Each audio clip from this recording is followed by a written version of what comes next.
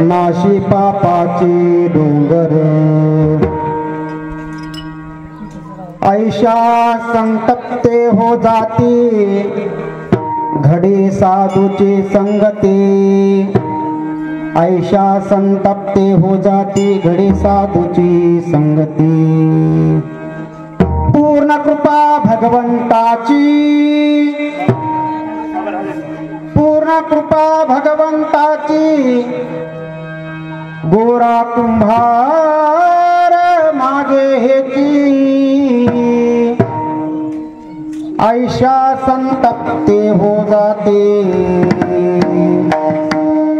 घडी साधूची संगती। पांडुरंगात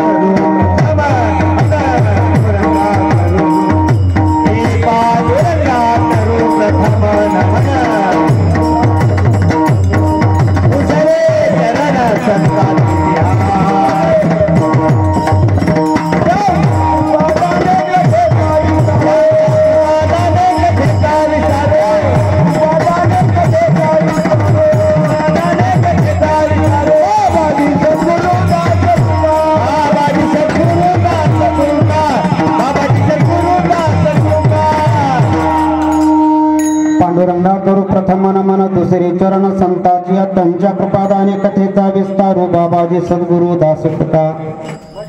वक्रतुंड महाकाय सूर्यकोटि समप्रभा निर्विघ्नं कुर्मे देव सर्वकार्येषु सर्वदा।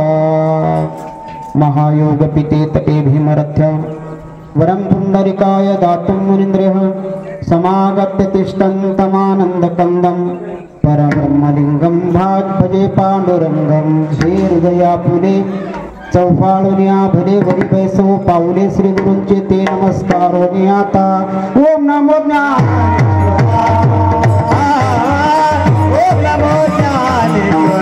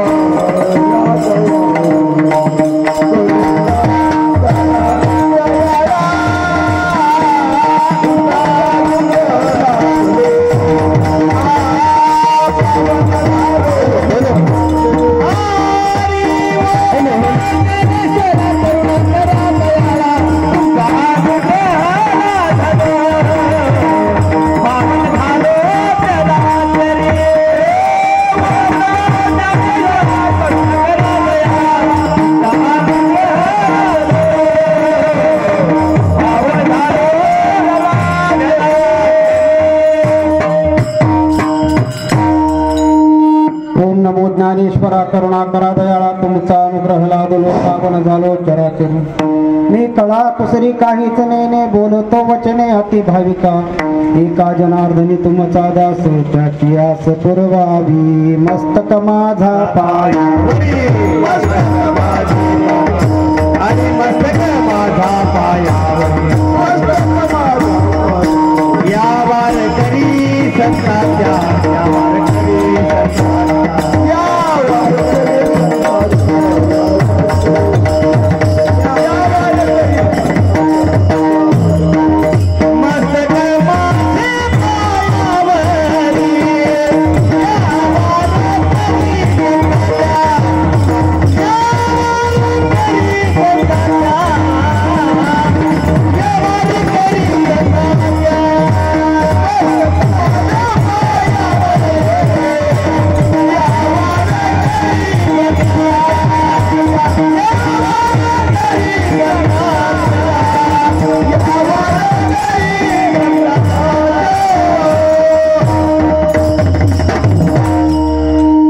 माझा पायावरी या वारकरी संताच्या शरण शरण जे हनुमंता।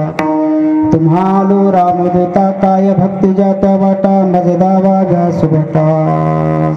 देवा तुझा मी कुंभार, देवा तुझा मी कुंभार।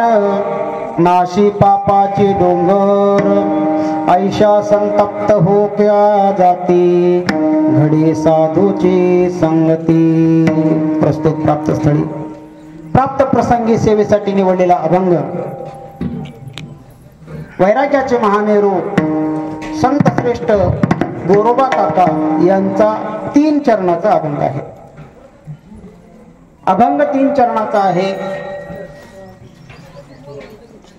गोरोबा काका या अभंगातून सांगतात देवापुढे मागणी मागितलेली आहे. मागणी पर प्रकरणातला अभंग आहे. पहिल्या देवाला म्हणतात देवा मी तुझा कुंभार आहे. त्याचं कारण मी स्पष्ट करणार आहे.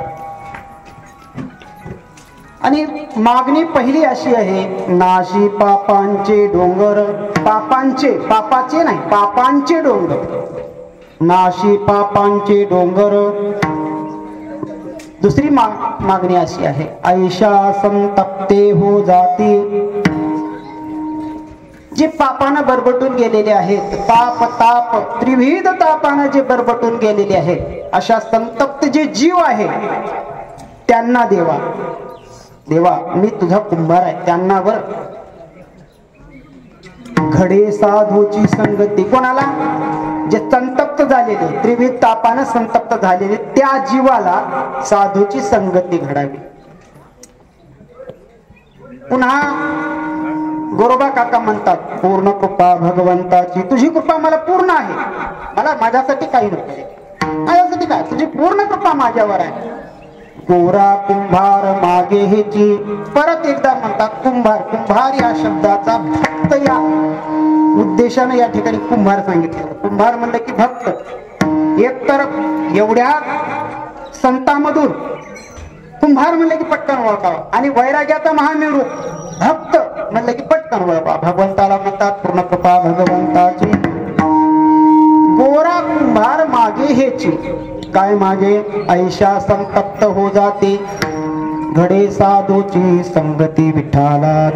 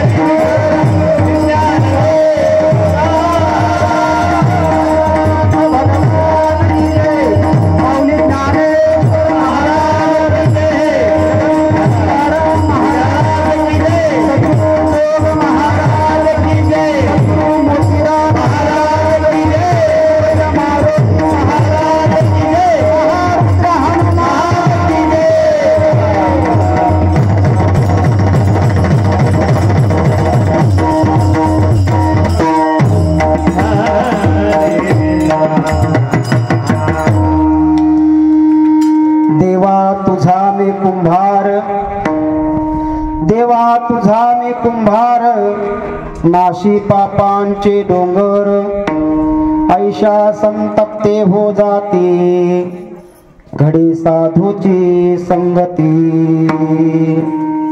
या ठिकाणी संत श्रेष्ठ गोरोबा काका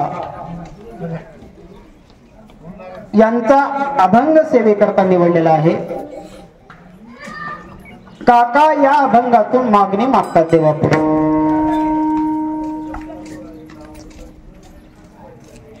मागणी तिघाची मागणी आहे. एक जीवाची मागणी आहे, देवाची मागणी आहे आणि देव संतापुढे मागणी मागतो. देवही मागणी मागतो, देवही मागतो पण तुमच्या आमच्या जीवाकडे नाही, संतांकडे मागतो. तिन्ही मागणीचे प्रकार आपल्याला पाहिजे आहेत. तत्पूर्वी थोडासा परिहार द्यायचा तो असा, श्री क्षेत्र उंबरगा कोर्ट या गावामध्ये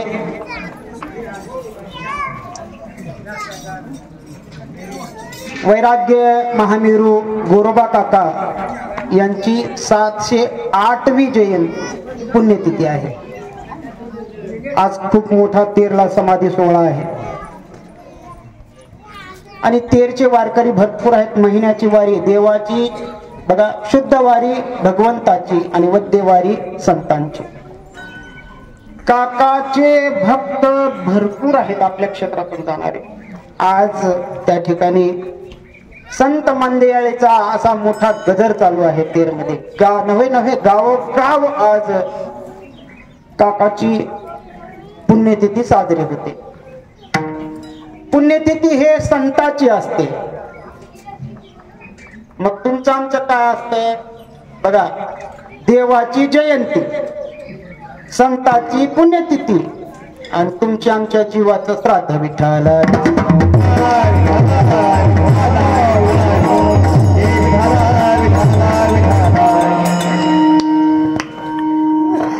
आज गाववाल्याच्या वतीनं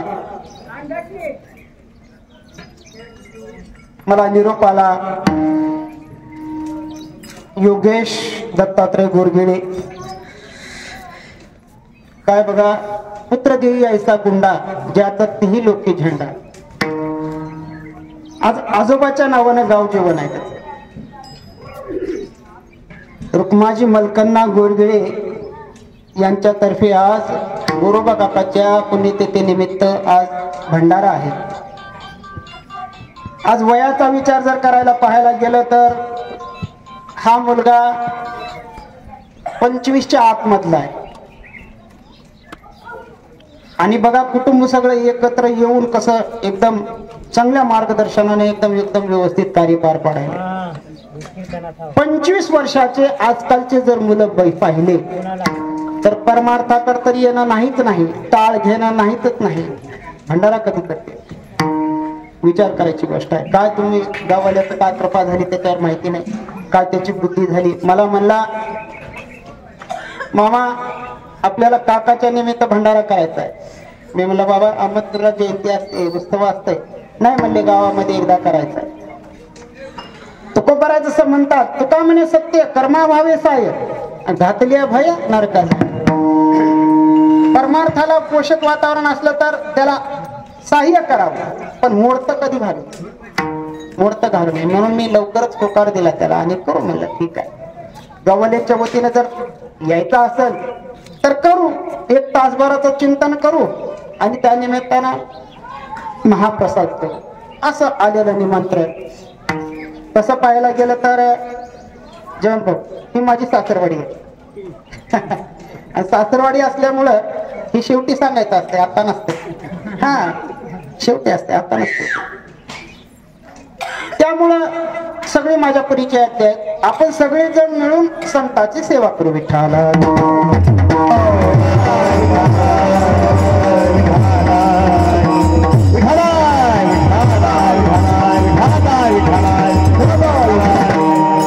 तुका म्हणे संत हिती देवा उत्तम, हिती देवा उत्तम, हिती देवा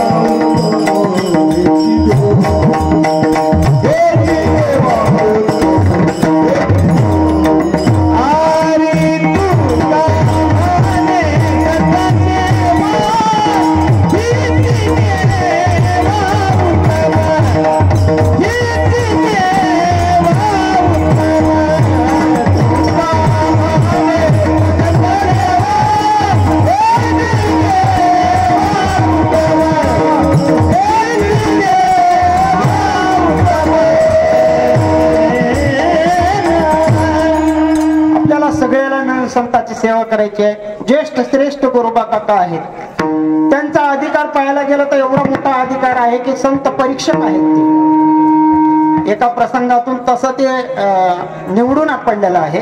संत परीक्षक असा आहे की गौरोबा काकावर पूर्ण कृपा भगवंताची झालेली आहे, पूर्ण कृपा झालेली आहे. म्हणजे ते भक्तीमध्ये उच्च स्थानी पोहोचलेले आहे. त्यांना कच्च पक्क सगळं कळत होतं. एक तर व्यवसायाला कुंभार, गाडगत कच्चा आहे का पक्का आहे ते ओळखायला इकडून व्यवसायातून आणि भक्तीतून परिपूर्ण असल्यामुळं मुक्ताई म्हणू लागली, काका याच्यातलं कच्च मडकं कोणतं आहे बघा बरं, कच्चं मडकं कोणतं आहे बघा बरं म्हणल्यानंतर काकाने थापटणे घेतली. जे मडकं थापायची थापटणे असते ते ज्ञानोबराच्या डोक्यावर मारलं, टंग करून वाजलं. अरे म्हणजे पक्का आहे. निवृत्तीनाथ, सोपान काका, आधी संत निळोबाराय सगळ्यांना तपासणी झाली, मुक्ताईची तपासणी झाली. आणि ज्यावेळेस नामदेव महाराजांची बारी आली, डोक्यावर मारल्या मारल्या फटकून वाजली आणि टणकून उडी मारली नामदेव महाराज. मग मुक्ताईला सांगू लागली, हे मडकं जरा कच्चं आहे विठ्ठला विठ्ठला.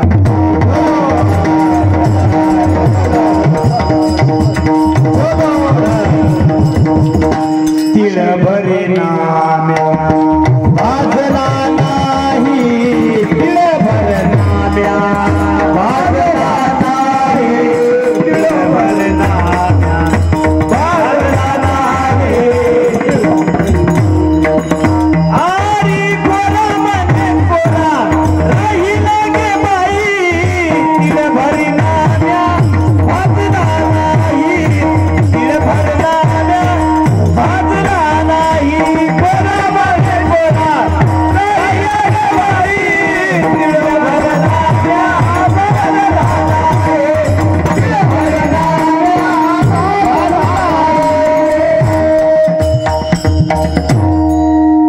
गोरा म्हणे कोरा राहिला गे बाई, तिळभर नाम्या भाजला नाही.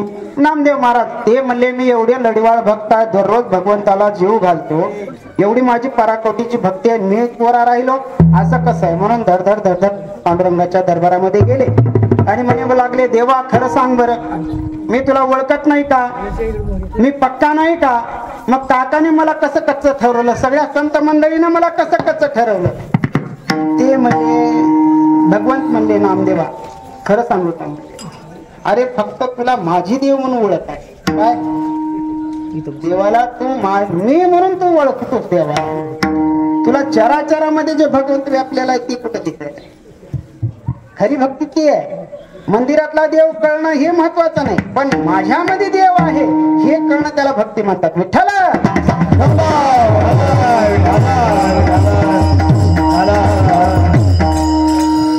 आणि मग कच्चा असल्यामुळं मग ते पुढं औंढ्याला गेले. पुढचा इतिहास वेगळा आहे. संताची पुण्यतिथी का करायची, तर संताची पुण्यतिथी केल्यानं काय होईल एक सांगतो तुम्हाला. संताची पुण्यतिथी केलं तर संताला काही होत नाही, आणि काही जर आम्हाला झालेलं असतं तर संताच्या पुण्यतिथीनं आमचं झालेलं बिघडलेलं सुधारतं, एवढं मात्र खरं आहे. कारण संताच्या पुण्यतिथीला तुम्हाला एक सांगू का, संत ज्या तिथीला गेले त्या तिथीला पुण्यवान बनवतात. ती पुण्यतिथी नसते, तिथी पुण्य नसते, ते संत गेल्यामुळं त्या तिथीला मान येतो, पुण्यवान होतो. आणि तशा बघा तुम्हाला आणखीन एक सांगतो, तुम्हाला आम्हाला जर पुण्यवंत व्हायचं असेल तर नाव घ्यायचंय देवाचं नंतर घ्या, पण अगोदर संताचं नाव घ्या. पुण्यवंत व्हावे सज्जनाची नावे घेता, सज्जनाची नावे घेता, सज्जनाची नावे. पुण्यवंत व्हावे घेता सज्जनाची नावे घेता, सज्जनाची नावे सज्जनाची नावे. पुण्यवंत व्हावे, पुण्यवंत व्हावे घेता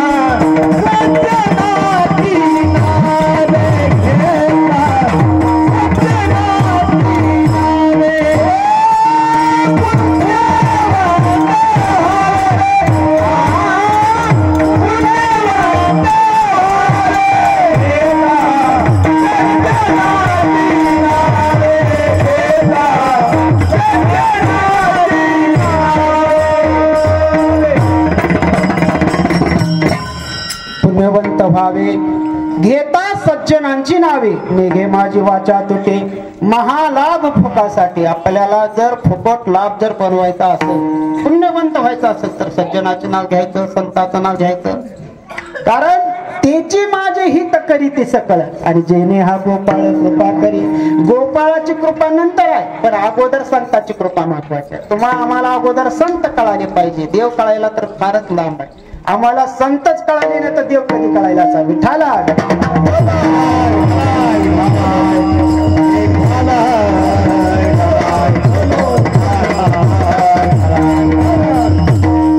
काका म्हणतात देवा मी तुझा कुंभार. अभंगाचं पहिलं चरण. देवा तुझा मी कुंभार, तुझा मी कुंभार, देवा तुझा मी कुंभार, देवा तुझा मी कुंभार, देवा तुझा मी कुंभार, देवा तुझा मी कुंभार, देवा तुझा मी कुंभार, देवा तुझा मी कुंभार. नाची बाबाचे डोंगर, नाची बाबाचे डोंगर, आईच्या संतती हो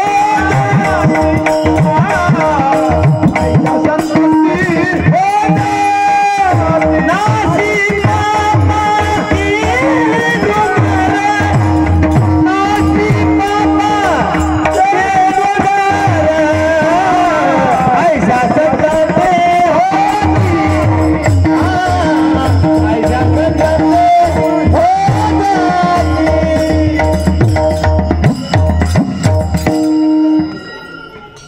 काका म्हणतात देवा देवा तुझा मी कुंभार. देवा मी तुझा कुंभार आहे. नाशी पापांचे डोंगर. जे पाप आहेत डोंगरा एवढं पाप आहे बरं. डोंगराहून मोठे मोठे पर्वत जसे जसे असतात तसं तुमचं आमचं पाप आहे. काका तुमच्या आमच्या पापाचा विचार करत आहेत. नाशी पापाचे डोंगर. कारण काय आहे हो मी तुझा कुंभार म्हणण्याचं कारण काय आहे आपल्याला ते पाहायचं आहे. एक विचार सांगतो तुम्हाला. एक महत्वाचा विचार. भक्तीची पराकाष्ठा करत असताना भक्तीच्या मार्गावर आपण चालत असताना भक्ती करत असताना देवाला तुझं म्हणलं पाहिजे. पहिली भक्ती काय आहे.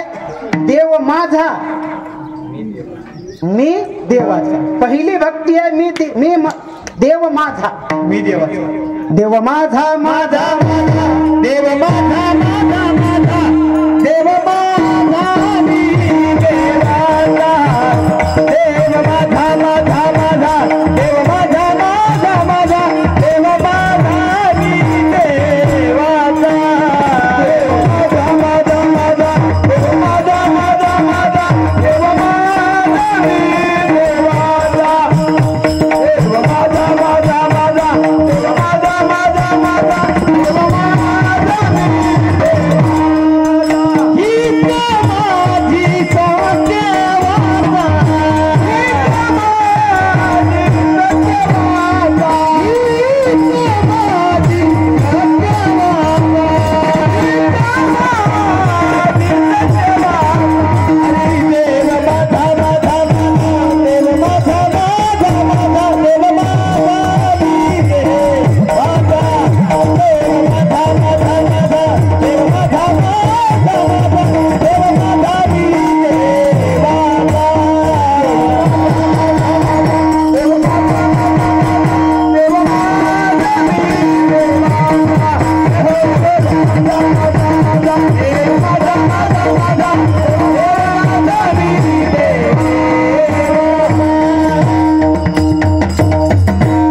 संत म्हणतात देव माझा माझा माझा आणि मी देवाचा. आता तुमचं आमचं जर पाहिलं तर देव तर माझा नाहीच नाही पण मी बी देवाचा नाही. देव तर कुठं माझा आहे मी देवाचा कुठं आहे.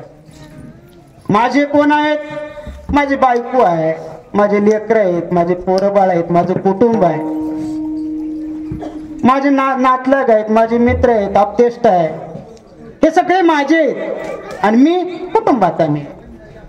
आम्ही याच्यातून बाहेर निघालोच नाही. आम्हाला भक्ती अजून कळालीच नाही. कारण भक्ती करत असताना देव माझा म्हणणं आणि मी देवाचा म्हणणं हे अलीकडली भक्ती. हे काय झालं? अलीकडली प्राथमिक भक्ती. जसं प्राथमिक उपचार केंद्र असतं, ऍक्सिडेंट झाल्या तात्पुरतं मलम लावायचं आणि तात्पुरतं त्या दवाखान्यात जाईपर्यंतचा उपचार म्हणजे प्राथमिक आरोग्य केंद्र. आणि हे देव माझा मी देवाचा म्हणलं, त्याच्या पुढची पायरी मग पुढच्या पायरीला घटलं. मग देव पहावया गेलो तेथेची देव होऊन ठेला, ही पुढची पायरी. आम्हाला तर देव बघायला जायचं नाही, आम्हाला देव होऊन बिरायचं नाही. आणि जर आम्ही देव होऊन राहिलो तर ही कुटुंब कोण चालवायचं? हीच भानगड आहे ना. एवढं कुटुंब कोण चालवायचं? आजकाल कोणी म्हणा गेलं एवढे सप्ते करायलेत, एवढं परमार्थ व्हायला, एवढं परमार्थ व्हायला, पण कोणी म्हणत नाही देव माझा आणि मी देवाचा. गाव माझं, कुटुंब माझं, मी कुटुंबाचा, मी परिवाराचा, आपतेष्ट सगळ्या सोयऱ्याचा.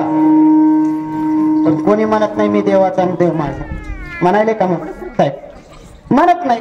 आणि ते देव माझा आणि मी देवाचा जोपर्यंत तुम्हाला सांगतो, देव का मला पावन होत नाही, हे कारण हेच आहे. देव म्हणवोनी नयती देऊळा, देव म्हणवोनी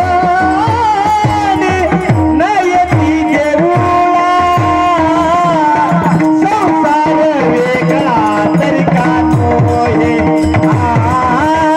संसार वेगळा तरी का तोहे, देव म्हणवोनी. की देव माझा आणि मी देवाचा. मग देवा मी भक्त आहे. कोण भक्त? गोरा कुंभार. आणि तुझा म्हणण्याच्या मागचा आणखीन एक उद्देश पाहू. तुझा म्हणण्याच्या मागचा एक उद्देश असा आहे की सकळ संत मंडळी ज्यावेळेस अवतार घ्यायला निघाली, देवाने म्हणलं चला भूतळावर आपल्याला अवतार घ्यायचंय. ज्ञानोबर आहे, तुकोबर आहे, ज्ञानोबर आहे, निवृत्तीनाथ, सोपान, मुक्ताबाई. यावेळेस ज्यावेळेस संत मंडळी 108 संतांनी अवतार घेतलेला आहे, 108 संतांनी अवतार घेतलेला आहे. आणि त्याबरोबर गोरोबा काका बी आलेले आहेत आणि ज्येष्ठ आहेत. मला एक सांगता, वयानं मोठे म्हणून काका. आता कोणी म्हणतं ना वयानं थोडं मोठा आहे बाबा म्हणून काका, कोणी दादा म्हणतं, कोणी काका म्हणतं, कोणी मामा म्हणतं. ही काका म्हणण्याची जी पद्धत झाली, सकळ संतांमध्ये थोर म्हणजे वडील असल्यामुळे काका. विठाला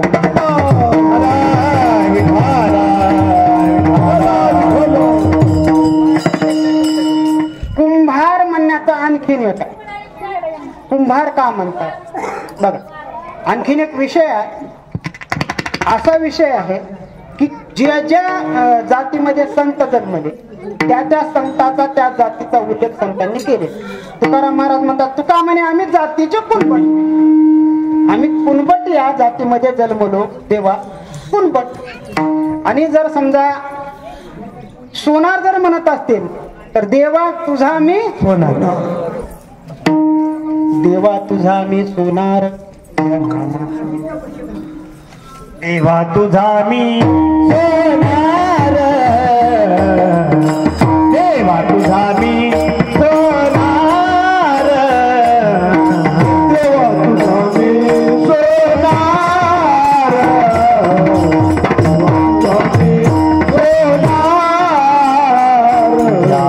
नामाचा व्यवहार, नामाचा व्यवहार, देवा तुझा मी सोनार,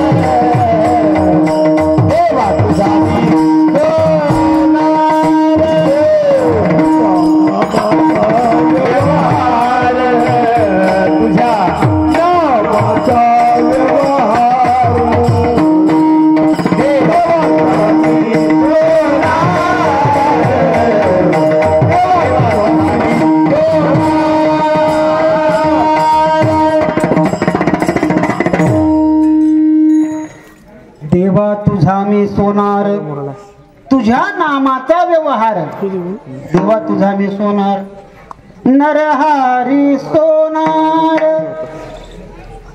हरीचा दास आणि भजन करीतो रात्रंदिवस म्हणून नरहरी सोनार म्हणतात मी सोनार आहे पण तुझं भजन कर तसं सावतोबा म्हणतात आमची मारियाची जात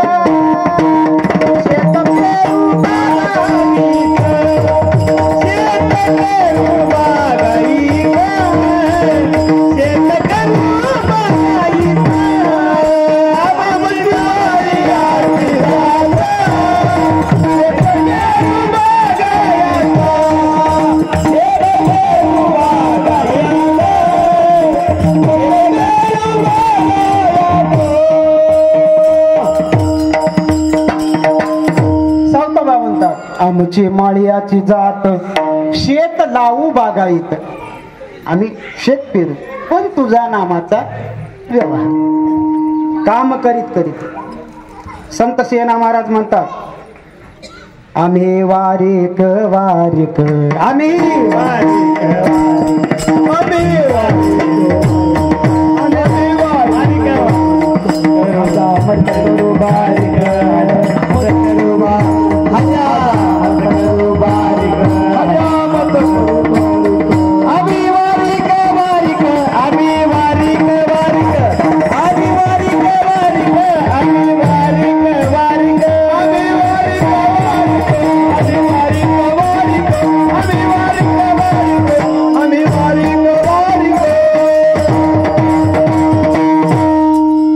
वारिक वारिक हजामत करू बारीक रोहिदास महाराजांचं बघा देवा व्यवसाय तर इकडं करायचा पण त्यांच्या शिर्डीला दोरी होती चप्पल वगैरे शिवायचे करायचे असं खाली वाटलं की पाळणा होता मायबापाचा आणि त्याची दोरी यांच्या रोहिदास महाराजांच्या शिर्डीला होती परमार करत होते ते लोक कोणत्या जातीत हो असो कारण विषय म्हणजे असा आहे जातीचा वैष्णवाला काही संबंध नाही यातायाती धर्म नाही विष्णुदासा निर्णय तो ऐसा वेदशास्त्रामध्ये सांगितले संताला कोणती जात नसते आपण सहज म्हणतो की नदीचं मूळ आणि संताचं कुळ कधी विचारायचं कारण का कोणत्याही अवतारामध्ये कोणत्याही कुळामध्ये जर जन्मले ते स्वतःसाठी काहीच करत नाही संत हे समाजासाठी झिजतात समाजाचं कल्याण व्हावं म्हणूनच ते प्रयत्न करतात विठाला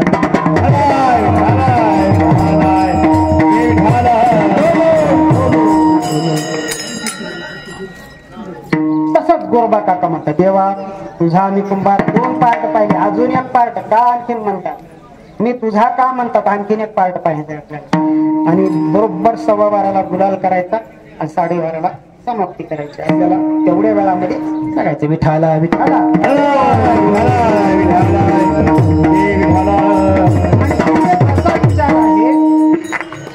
जे जे झाले अवतार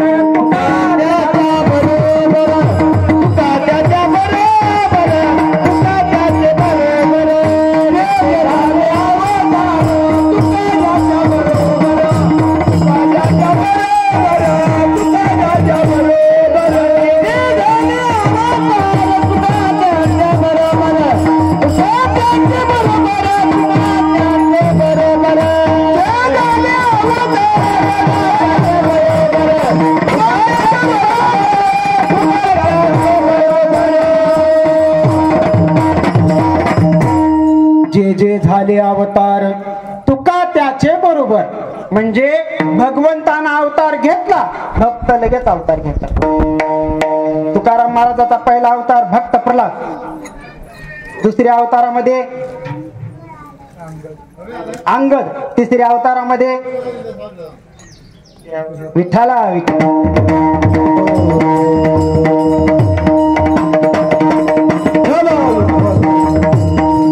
चला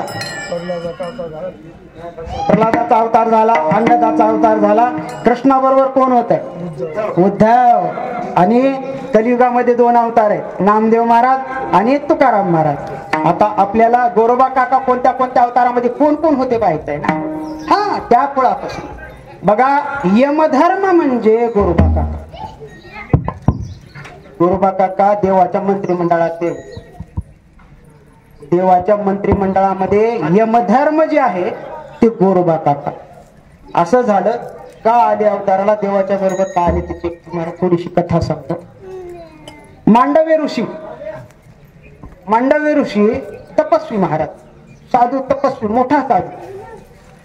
त्याच्या पहिल्या जन्मामध्ये, पूर्वजन्मामध्ये त्याच्याकडून एक पाप घडलं. पाप असं घडलं ते आपण कथा ऐकलेली आहे. चलता चलता एक किडा बसला होता कुंपणावर, काट्या कुपाटीमध्ये एक किडा बसला होता. ते मांडव ऋषी पहिल्या जन्मामध्ये काटा घेतला आणि त्या किड्याला मारलं, त्याची हत्या घडली. पुढचा अवतार, पुढच्या जन्मामध्ये मांडव्य ऋषी झाले.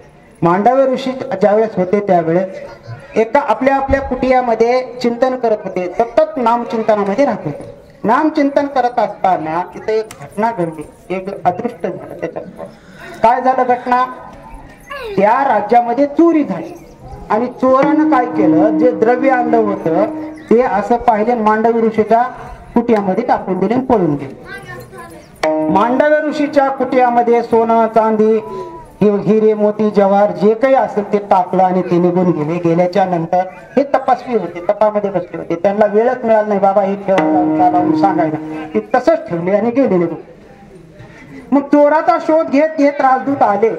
त्या कुटियापाशी आल्याच्या नंतर कुटियामध्ये पाहतात, म्हणजे ह्याच कुटियामध्ये चोर गेले होते. इथं सगळीकडून घेरा घातला आणि 2-4 शिपाई मध्ये गेले, पण चोर सापडले नाहीत. पण चोरानं जे धन आणलं होतं ते धन सापडलं कुठं, मांडव्य ऋषीच्या कुटियामध्ये. मग मुख्य सूत्रधारक मांडव्यच ऋषी आहे असं त्या राजदूतानं ठरवलं. धन आणि मांडव्य ऋषीला राजदरबारामध्ये नेलं. राजदरबारामध्ये नेल्याच्या नंतर चोरी झाल्याच्या आळानं राजानं म्हणलं याला फाशीवर द्या आणि हे जे धन आहे भांडारामध्ये टाका. हा चोर आहे, हे ढोंगी आहे, याला फासावर द्या, मांडव्य ऋषीला फासावर द्या आणि आपलं धन याच्यामध्ये भांडारामध्ये ठेवा. सांगितल्याच्या नंतर फासावर दिलं. फासावर दिल्याच्या नंतर हा महात्मा प्राण तर सोडला, गेला यम दरबारामध्ये म्हणला या मला कोण कोण आहे. तपाच्या बळावर तप जास्त आहे, सगळे थरथर थरथर कापला. यमाला विचारलं असं का केला, मला असे का शिक्षा दिली, माझं काय पाप झालं. तर यमधर्मानं काय सांगितलं, महाराज तुमचं या जन्मातलं पाप नाही पण तुमच्याकडून घडलेलं पाप आहे आणि हे चित्रगुप्तानं लिखीमध्ये ठेवलेलं आहे म्हणून तुम्हाला हे दंड झालं. बघा, कोणतंही जर तुम्ही पाप केलं तर ते फळ दिल्याशिवाय संपत नाही. विशेष म्हणजे केले कर्म त्याची भोगा आले, उपजले मेजे पैसे किती. आतापर्यंत देवालाही कर्म चुकलं नाही, मग तुम्ही आम्ही तर कोण. मांडव्य ऋषीला मग विचारल्याच्या नंतर, पाहिल्याच्या नंतर मांडव्य ऋषीनं रागात येऊन शाप दिला. काय शाप दिला, तुम्हाला पृथ्वीवर मृत्यू लोकांमध्ये 3 वेळेस गर्भवास करावा लागेल, तुम्हाला 3 वेळेस इथं गर्भाला यावं लागेल. मग पण ते चित्रगुप्ताने वही दाखवल्या, म्हणजे नाही म्हणले माझी चूक झाली, दुःख भोगताना म्हणलं होतं तुम्ही गर्भामध्ये जाऊन तुम्ही त्या योनीमध्ये जाऊन तुम्ही ज्या योनीत गेलात तिथं निष्ठा बट बट बट बट दुःखामध्ये. पण ते चित्रगुप्ताने लिहिलं असल्यामुळं ते पाहिलं शाप म्हणले आता तुम्ही मृत्यू लोकात तर जाणारच आहे, गर्भवास तर तुम्हाला होणारच आहे, चुकणार नाही. पण तुम्ही तिथं गेल्याच्या नंतर सुख भोगताल, भक्ती तुम्हाला सुख भोगताल असं त्यांनी मांडव्य ऋषीने सांगितलं होतं. विठ्ठला पहिला अवतार झाला गंधमादन नावाचा वानर. रामाच्या कुळामध्ये, रामाचा अवतारामध्ये गंधमादन नावाचं वानर होतं. एक निष्ठ भक्ती करणारं वानर होतं गंधमादन नावाचं. आणि ज्यावेळेस ते रावण कुंभकर्ण त्या युद्धामध्ये ते वानर सापडलं, कोणाच्या, रावणाच्या हातात सापडलं. आणि त्या वानराला पाहून दया येऊ लागली, कारण त्या वानराच्या अंगाचा सुगंध येतो. गंधमादन नावाचं वानर होतं ते. रावण म्हणला तुझा एवढा सुगंध यायला मला तुझ्यावर दया लई यायला म्हणला. एक काम कर, काय म्हणे, तू एकच काम कर, रामाचा म्हणू नको. ते म्हणला मी रामाचा म्हणणार, तू एकच वेळेस रावणाचा म्हण, मी तुला प्राणदान देतो. म्हणजे प्राणदान. ते म्हणला मी रावणाचा म्हणून जर मी जगलो तर माझ्या जीवनाला अर्थ नाही, रामाचा जर मी म्हणून मेलो तर मला सद्गती मिळेल. पहिला अवतार गंधमादनाचा. दुसरा अवतार पुढे तोच कृष्ण परमात्म्याच्या अवतारामध्ये विदुर काका. विदुर काका हे गोरोबा काकाचा अवतार आहे. विदुर काका विरक्त होते. दुशासनाला दुर्योधनाला किती सांगितलं, अरे हे बरोबर नाही, हे चुकीचं आहे, हे असं नका करू, त्यांना 5 राज्य देऊन टाका. तेवढ्या 5 राज्यावर त्यांना पोट भरून खातील, राज्य करतील तेवढ्याच राजधानीवर. ते मला सुईच्या टोकावर बसली ती जागा देत नाही. त्यांच्या नादाला न लागतात तपतीर्थाटन केलं. ही अवतार गोरोबा काकाचा. आणि त्याच्यानंतर जो अवताराला आले ते गोरोबा काका विठाला.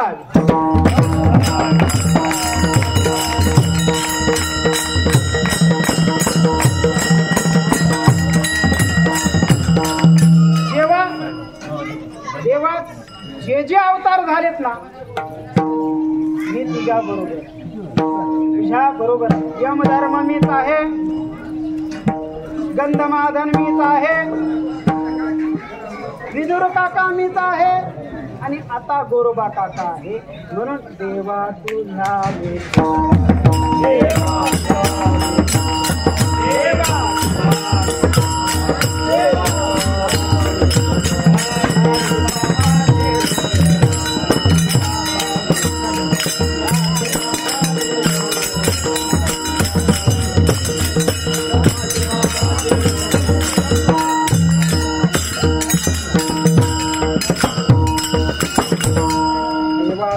मी कुंभार नाशी पापाचे डोंगर. म्हणून सांगता देवाला देवा तुझा मी कुंभार. बघा तो दुसरा हो जाती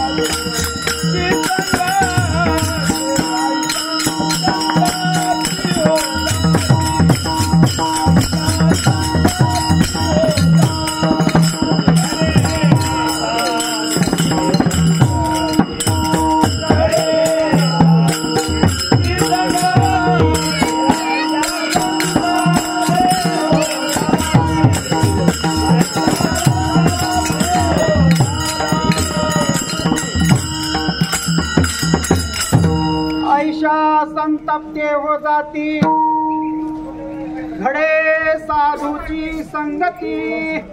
देवा आता काकानं देवा पुढे मागणी मागितली. काय मागितली? साधूची संगत मागितली. साधूची संगत. आता मला सांगा, पाप घालवायचा असेल, ताप घालवायचा असेल, दैन्य घालवायचं जर असेल तर साधूच्या संगतीमध्ये एवढा काय महिमा आहे?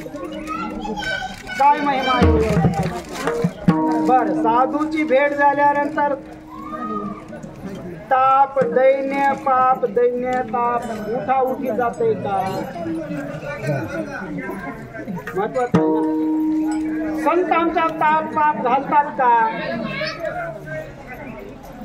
कारण तुम्हाला आणखी सांगतो, जगाच्या पाठीवर पाप ताप दैन्य जाय उठा उठी झालिया भेटी हरिदासाची. हरिदासाची भेट झाल्याशिवाय पाप ताप दैन्य जात नाही. पापाचे प्रकार आणि तापाचे प्रकार. आता वेळ आपल्याला खूप कमी वेळामध्ये कसं आहे, खूप कमी वेळ आहे आपल्याला.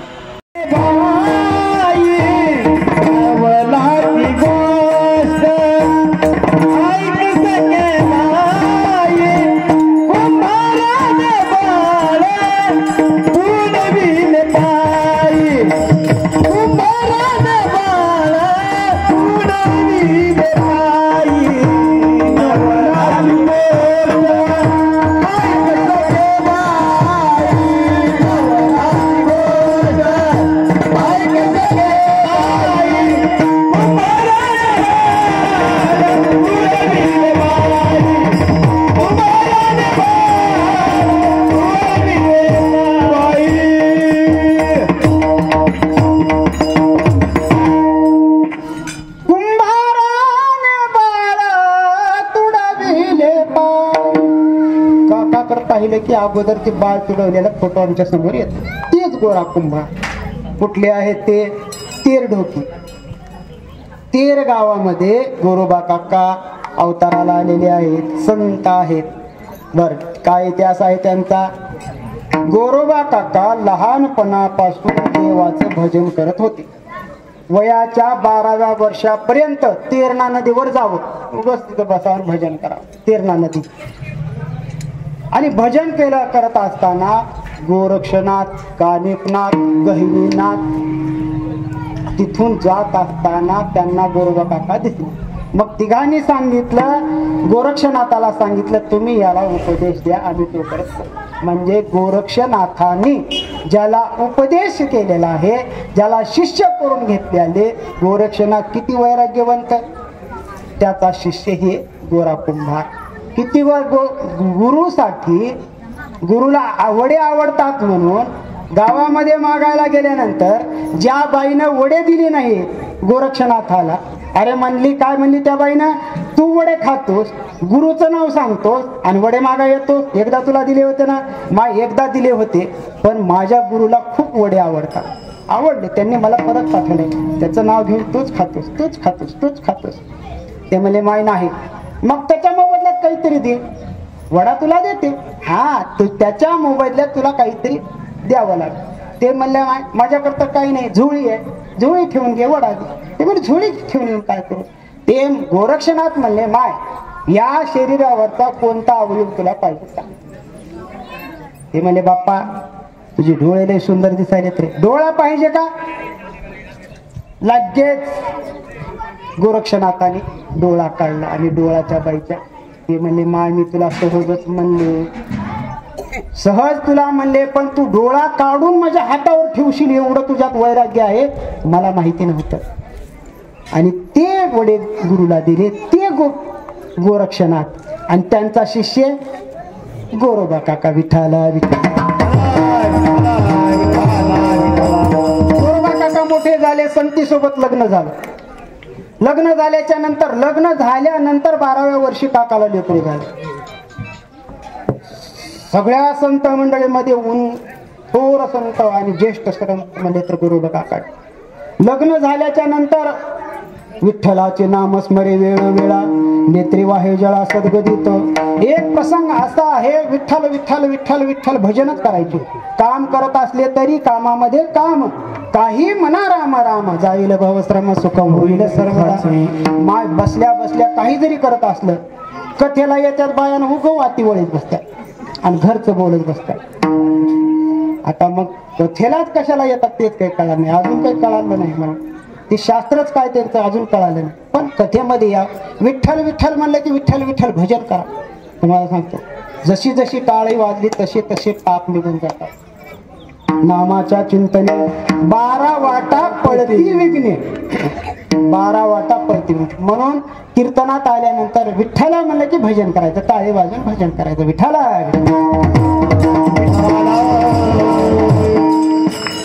12व्या वर्षी लेकरू झाले.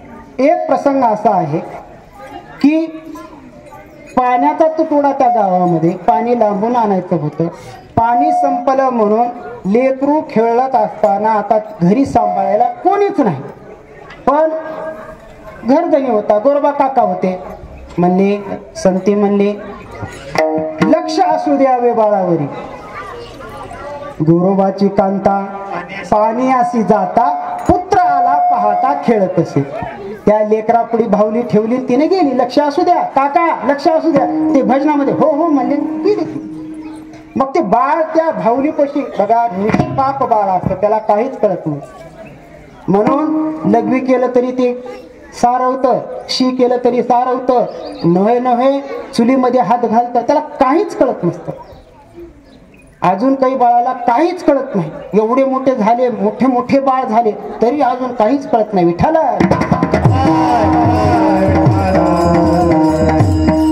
मग ते बाळ रांगत रांगत काकाकडे आलं. काकाचं भजन चालू होतं आणि डोळे मिटलेले होते, मनामध्ये भगवंताची मूर्ती साठवलेली होती आणि भजन करत असताना डोळ्यातून प्रेमाश्रू वाहत होते. बघा, भजन कोणत्या पोटीला गेल्यानंतर प्रेमाश्रू वाहतात सांगा? माणसाला मोल घातले रडाया नाही असू ना माया. नाही असू ना माया. एखाद्या मोठ्याच्या घरी जर माणूस वगैरे मेलं तर घरचे रडायला नाहीत म्हणून किरायानं आणले. आता मला सांगा, किरायानं आणणाऱ्याला रडू कसे? मोल घातले रडाया नाही असू नाही माया. आता मोठ धनाडी आहे, त्याच्याकडे पैसा भरपूर आहे, रडायला आता मड्यापाशी रडायला माणसं आले पण त्याला रडूच येईना. ते मड्याकडे बघला रे हसला. आता कसं करायचं मग? ते मोल दिलेलं आहे तसं उग रडू येत नाही किंवा उघड डोळ्यातून प्रेम अश्रू. हे काय काय त्याच्या बघा तुम्ही, एकदम गरीब असावं त्याच्या घरामध्ये IPS खावं, काय रडू येतं बघा, काय डोळ्यातून प्रेम अश्रू धड धड धड धड. काल ती पाहिली तुम्ही, त्याची आई धनगराचं लेकरू, मेंढपाळाचं लेकरू IPS झालं, त्याच्या आईचं तुम्ही प्रेम अश्रू बघितले ना? त्रिवाही जळा सदगदित, ते प्रेम अश्रू असतात. तुम्हाला एक सांगू का, प्रेम अश्रू हे गरम येतात डोळ्यातून, लक्षात घ्या. प्रेम अश्रू डोळ्यातून येत असताना डबडबत असताना गरम येतात आणि दुःखाचे अश्रू थंड येतात. विठ्ठला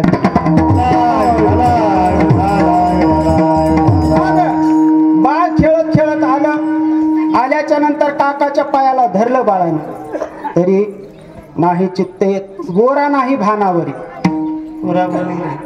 गोरा कुंभार भानावर आहेत का? अजिबात नाही. विठ्ठलाचं भजन चालू आहे आणि तुडवत तुडवत तुडवत त्या लेकराच्या मानावर पाय बसतात. आता पाय बसल्यावर किती किंचाळला असेल, पण गोरा नाही भानावर. भानावर नाही ते गोरा का, त्या उच्च कोटीला भक्तीमध्ये विठ्ठल विठ्ठल विठ्ठल विठ्ठल तुडवत होते. आणि मग तुडवल्याच्या नंतर संती पाण्याहून आली. काका बाळ कुठं आहे? ते भजनात आहे, त्यांना काय? मग इकडं पहा तिकडं पहा, पाहत पाहत शोधत बाळ सापडलंच नाही. आणि मग शेवटी काका म्हणून ती जवळ आली. ते पाण्यामध्ये चिखलामध्ये ज्यावेळेस ते रक्त माखल्याला दिसलं, पाय वर दिसला त्या बाळाचा, हात आणि पाय, त्यावेळेस समजले की काकाच्या तुडवण्याच्या चिखलामध्ये बाळ काकानं तुडवलं. धनी म्हणले मोठ्या नावाने. काय केलं धनी हे तुम्ही? त्यांच्या तरी भान नाही, रडू लागली तरी आठवण नाही. काय गोरोबाने भजन केले चिखलामध्ये बाळ तुडवले. गोरोबाने भजन केले चिखलामध्ये बाळ तुडवले. गोरोबाची विरणी बाई हृदयाला लागली. भोळ्या भक्ताला महिमा कशी दावली. भोळ्या भक्ताला महिमा कशी दावली. भोळ्या भक्ताला महिमा कशी दावली.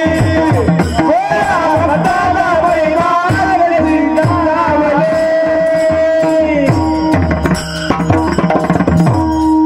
मोळा भक्त आहे बघा गुरुबा काका, भजनामध्ये दंग आहेत, मूल तोडवलं, सगळं झालं, चिंकाळत आहेत. गावच्या बाया आल्या पळत, ती बी बाया रडायला लागल्या पण तरी नाही. आणि मग संतीनं जोरात म्हणले, आग लागो म्हणले तुमच्या त्या भजनाला, आग लागो तुमच्या भजनाला म्हणले. त्या काळ्या इट्यानं त्याचं मड बसू दे म्हणले. माझं एकुलतं एक 10-12 वर्षाला बाळ झालेलं त्याने घेऊन गेला म्हणले. धनी त्याच्या नादानं तुम्ही बाळ तुडिलो की धनी, धनी काय म्हणावं तुम्हाला? माझं एकुलतं एक बाळ तुडवलं धनी तुम्ही, बाळ तुडवलं धनी तुम्ही, बाळ तुडवलं. कशी तुम्हाला दया आली नाही? काय त्या इट्याच्या नादाला लागलात? त्या इट्यानं अरे विठा मूळ मायेच्या कारच्या. अरे विठा, अरे विठा मूळ मायेच्या कारच्या.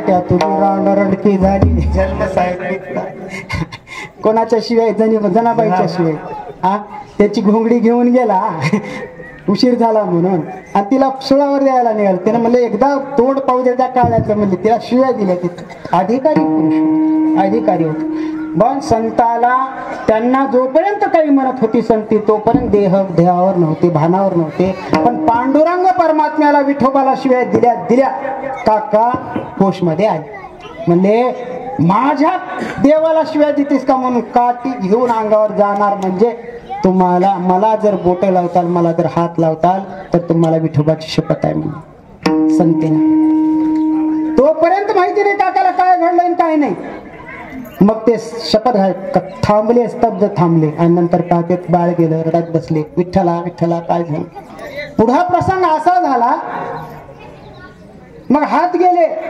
कसं गेले शपथ घातली होती ना पण शपथ मोडायची नाही ठरवलं काका जीव गेला तर हरकत नाही पण शपथ मोडायची नाही पुढं व्यवहार बंद झाला मग संती म्हणजे आता व्यवहार बंद झाला तर काय करायचं कसा संसार चालायचा कसा प्रपंच चालायचा म्हणून धाकट्या बहिणीला लग्न करून आणलं आणि धाकट्या बहिणीचं ज्यावेळेस लग्न झालं त्या सासऱ्यानं एवढंच म्हणलं गोरोबा तुम्ही तर सांगायची तुम्हाला तर काही गरज नाही पहिलीला जसं वागिला तशीच दुसरीला वागवा म्हणलं देवाला म्हणले लई चांगलं केलाच म्हणले मी पुढून अगोदर घालतोस आणि गळ्यात आणि तूच अजून त्याच्यामधून तारतोस म्हणले विठ्ठलाला चांगलं झालं म्हणलं बरं झालं तिच्यासोबत बी व्यवहार नाही मग बरेच दिवस गेल्याच्या नंतर त्याने विचार केला आता एक काम करावं झोपताना दोघी जाया बाजूला आणि गोरोबाची मध्ये शय्या झोपले गोरोबा झोपीमध्ये दोघ जण हात छातीवर टाकून घेतले आणि मग झोपेमध्ये असताना गोरोबा काकाला जाग आली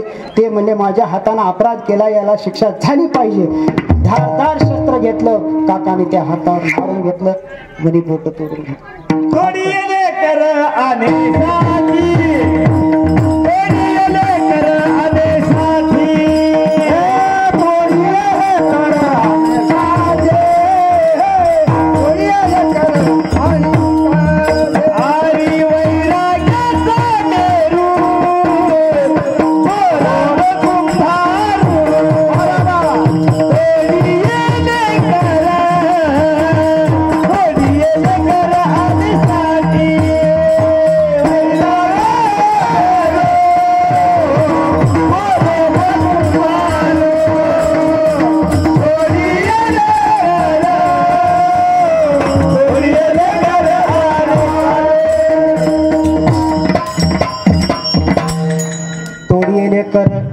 आणेसाठी वैराग्याचा मेरू तो गोरा कुंभार तोडी येले कर आणेसाठी शपथ घातल्यामुळे बोट तोडून टाकली शपथ मोडली म्हणून बोट तोडल्याच्या नंतर पुढे गेल्यानंतर संत मंडळी येण्याच्या अगोदर एक प्रकार घडला देव म्हणले आता याचा प्रपंच कसा चालायचा देव अवतार कुंभारीन झाले देव कुंभार झाला रुक्मिणी कुंभारीन झाली आणि गाढव म्हणला गरुड म्हणला तुम्ही दोघं जण चालत मी अरे म्हणले तिथं जायचंय तुला आम्ही जसं रूप पाडत तुला रूप पालटावं लागेल ते म्हणले रूप पाडतो काय व्हायचं गाढव ते मला देवा आधीच मी गाढव झाला आता गाढव व्हायला का त्याचा प्रसंग नंतर पाहू आता का गाढव झाला कसा झाला ते गाढव मग तसंच आल्याच्या नंतर मग ते काम शोधत आले तेरला आल्याच्या नंतर गोरोबाचं घर विचारलं गेल्याच्या नंतर काकाला म्हणले काका आम्ही कुंभार आहोत आणि काही काम मिळेल का ते म्हणले बाबा आता माझे हात तुटलेले काम तर भरपूर आहे पण आता मी तुम्हाला काम करू लागणार नाही आम्ही आहेत ना काम करायला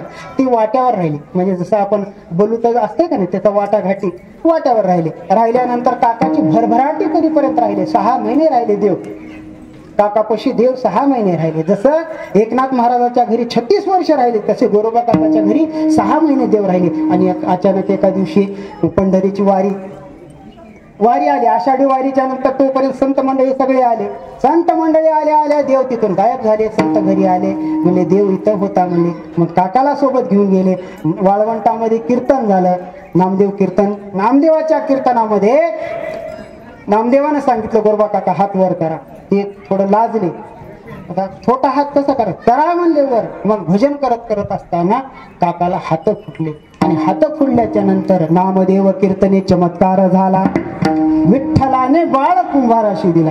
मग हात फुटल्याच्या नंतर संती म्हणले देवा जसं तू गोरबा काकाला हात दिलास माझं लेकरानं काय केलं, माझंही बाळ मला परत दे.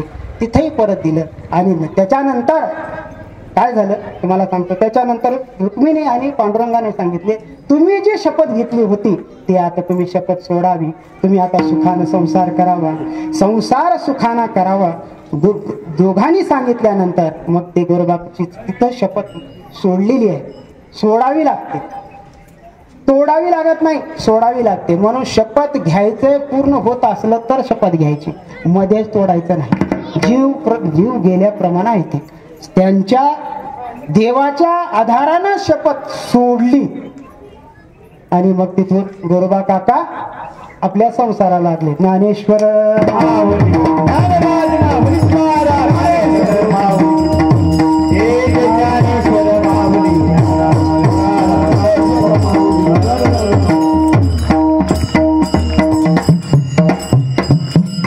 पूर्ण कृपा भगवंताची गोरा कुंभार मागे हेची.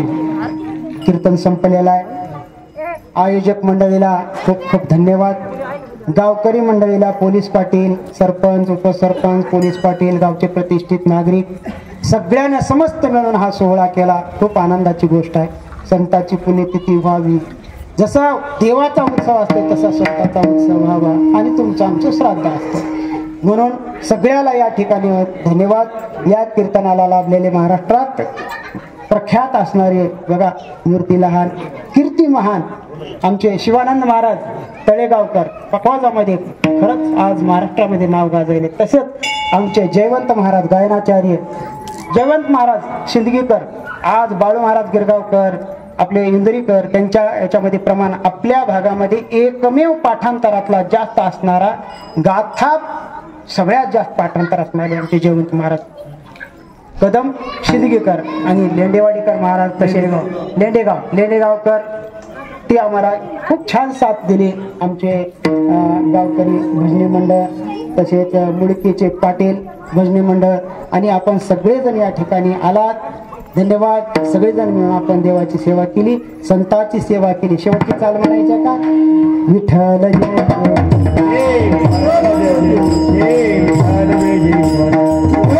जय